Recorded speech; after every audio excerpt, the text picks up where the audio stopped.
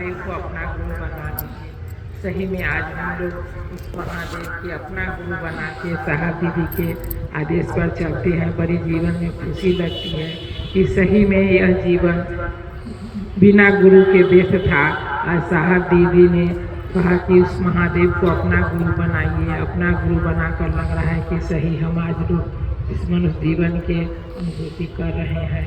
साहब तो तुर्की ने नमः शिवाय आया था और माँ ने साहब बोले कि क्या अरे रे तो हम खोजत बानी। माँ ने बोली कि क्या भूल गल रहा।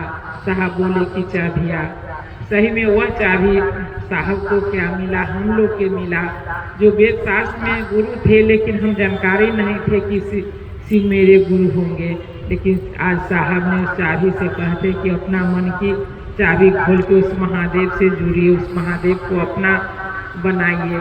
सही में आज हम अपना जीवन को बहुत खुशी मानते हैं कि साहब दीदी ने अनमोल चीज़ हम लोग के दिए।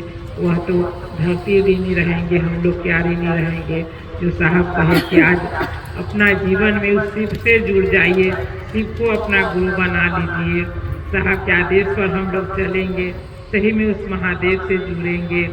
साहब किताब ही दिए लिख के, उस किताब के हम पढ़े, जीवन में बड़ी खुशी मिलती है। साहब की अगर एक बानी भी हम भूल जाते हैं, उस किताब पढ़ के लगता है कि सही में साहब आज क्या हम लोग के दे दिए हैं। इस जीवन में जो साहब दिए हैं, उस जीवन जो बताए हैं करने के लिए, सही में हम उस आधार पर उनके रास्ता पर चले। शिव मेरे गुरु होंगे, साहब दीदी के हम लोग होंगे।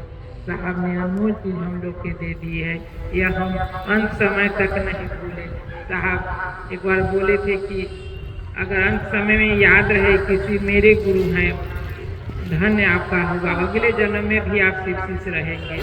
इसीलिए हम लोग बराबर जो साहब कहते हैं, जो दया मांगी है, शिव आप मेरे गुरु हैं, मैं आपका शिष्य हूँ, इस पर दया कीजिए। ये हम हर समय हर पल याद करते रहे, कहते रहे, उस महादेव से दया मांगते रहे।